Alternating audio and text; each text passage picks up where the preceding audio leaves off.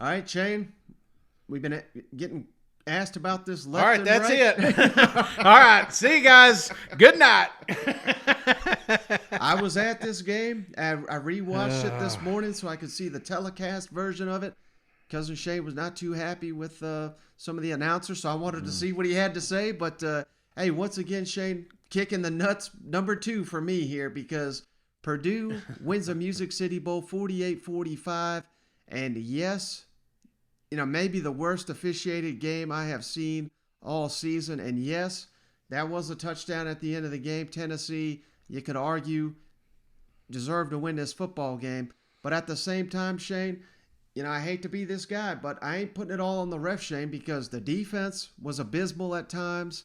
I think the way Tennessee ended the first half was killer. They actually stopped Purdue. They got the ball back. They had a little bit of time. Then there was a turnover that was very poorly done there, and then Purdue scored. So, you're talking 10 points right before first half. That was a killer. And the biggest one to me, Shane, and this is why Hendon Hooker should be coming back, because I think Josh Heupel took the blame for this, but to me, it's on the quarterback, 10 out of 10. They had 17 seconds left in this ball game, Shane. They had 3 timeouts in their pocket. They needed about 10 yards to get in a manageable field goal range, and they threw basically 2 Hail Marys, and then Hendon Hooker ran it for 4 yards. So you're talking 17 seconds, 3 timeouts, you get 4 yards, and you're trying a field goal that's out of the kicker's range. And that's why Tennessee lost the football game. As much as the refs suck, and I was sitting there chanting it with everybody else, but, Tennessee had their opportunities. They were up 21-7 against a Purdue team missing some of their best players. No excuse for losing this game, in my opinion.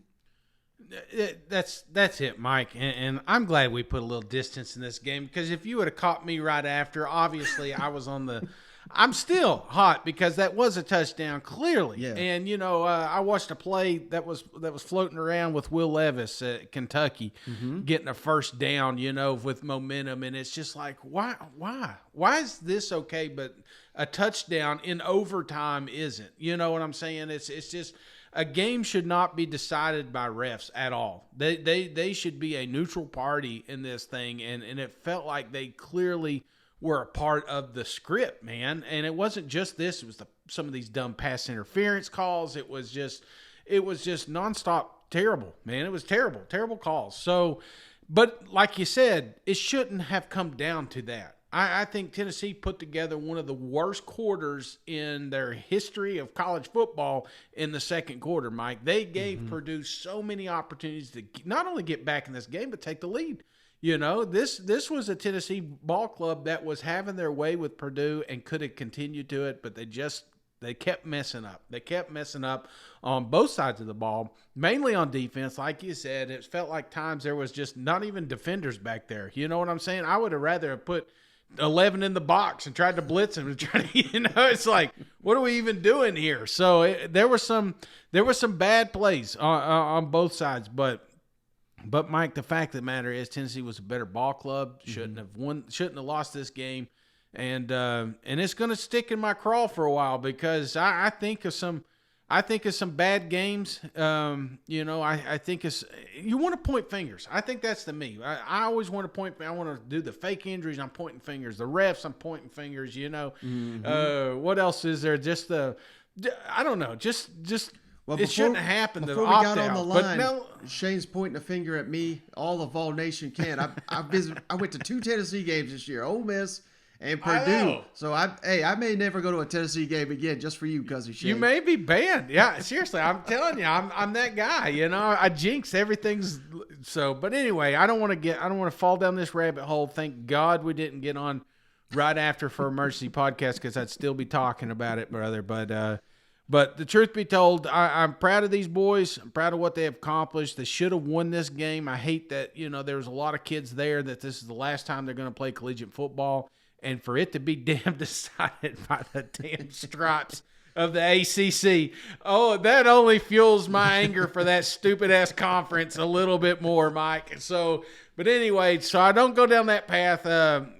Congratulations to a lot of athletes that did play, because there was some hell. I'll tell you, man, Tillman, I love that kid, and he's like, there's a stat. I don't know if you remember that. I can't remember if it was a Monday Night Football game or something that was floating around. But Randy Moss had 3 catches, 180 yards, 3 touchdowns. I mean, if that's what he's going to do all year next year, I'm telling you, Tennessee Vols going to be all right. We got weapons. We got to learn from this, man. We got to learn from this, and we cannot let this one game define us. Even though, we should have won, Mike. We should have won it. Well, you mentioned Cedric Tillman. There's 7 catches, 150 yards, 3 touchdowns. My goodness. The connection between him and Hendon Hooker continues to grow, and that's going to be the strength of the team next season. But let me ask you about Hendon Hooker, Shay, because, being there at the game and watching it on the telecast, it's obviously a little bit easier to see at the game. I feel like he left 2 or 3 touchdowns out on the field. I think, you mentioned the second quarter was very rough. Now, there was some heroics. I'm not trying to pile on him, but I think it's fair to say that he played, he could have played a lot better. Like, it was almost an average performance, wouldn't you say? Well, for sure, Mike. And I think as much as I can't stand Jordan sometimes, one of the things he was mentioning was when he went back-to-back plays on running the ball, he had trouble with his efficiency in the following downs. And it felt like sometimes, we didn't let him sit back there, or maybe he was told to let go. I don't know, but he had a tough time bouncing back and forth from being mobile to accurate, Mm-hmm. Well, the main reason I wanted to say that, Shane, because my goodness, he threw for 5 touchdowns, yet I think any casual observer could tell you he had just an average game, yet, imagine Tennessee football that was the most touchdowns, Shane, that a Tennessee quarterback has thrown in a decade. Yet, that's how far this Josh Heupel offense and this system in Knoxville has come, where, we're shattering records. The offense is, outstanding to watch. It's one of the funnest in college football, yet scoring 45, I mean, that's an average day out there. So, I mean, there's a lot to like about Tennessee. And last thing, because I'm not trying to be a Debbie Downer here, but, man, they have got to work in year 2, in my mind, Shane, on closing the halves and perhaps more importantly, goal line and short yardage situations, because all season, I think back to Pitt, I think back to Ole Miss, I think back to obviously this bowl game that just happened. This offense comes up short in the red zone too many times for as effective as they are. And it cost them a couple ball games this year. Yeah. Yeah, that and momentum. It feels like I hate fake injuries, Mike, buddy. I hate them more than anybody. But it felt like at times if this team wasn't going fast, they weren't going at all. Mm-hmm. So, just being able to come out of the gates, if you have a lull, if you have time down, don't be afraid to still, play Tennessee football. It's just it felt like at times this season, and especially during this bowl game, when we had some lull times, Tennessee just 3 and out, man. Let's punt the ball, and they lose the momentum. So that's the thing, being able to start quick. Josh, did you get an explanation on Jalen's play there, that 4th down play? Did they say that was forward progress and not reviewable, or what did you hear on that? Yeah, they said the forward progress had been stopped out. Sounded like the whistle blew after he extended the football, but Josh talked about at the end of regulation going for the long field goal, confidence level and chasing that situation. Yeah, right on the edge there, and Coach Eck believed in it, but the biggest thing is Chase did too, and he had the look in his eye where he wanted the opportunity to go drain it, and shoot, he gave it a hell of a run. Disappointed we didn't get the ball just a little bit closer for him. That's on me. Josh, you coach enough football. I'm sure you're going to be on the bad end of some weird calls.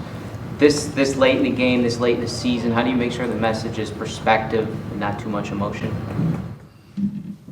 I mean, I think you sit back and you think about the things that you have a chance to control, and at the end of the day, when you're in a competitive environment, you got to control your controllables, and that's it. And there's some things that we handled really well tonight. There's some things that we didn't, and that's myself, our coaching staff, it's our players. It's all of us getting better. And, you walk in the locker room, and you can see it when they walked off the field. It hurts, right? And shoot, if it ever doesn't, then you got the wrong group of guys inside the building.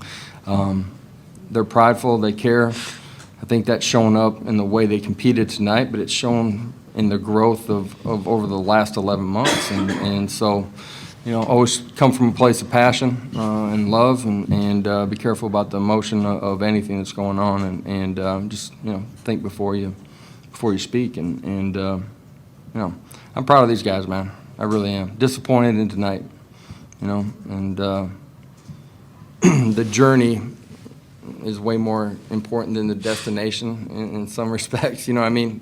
Not that we don't want the right destination either, right? But, man, this journey's been awesome with these guys. Josh, do you support some kind of mandatory cooling off period for injured players before returning to the game, or is that something it's just a reality of the sport in this era? You know what's crazy is the officials wanted that tonight. I thought that was pretty comical that they came up and said that to me.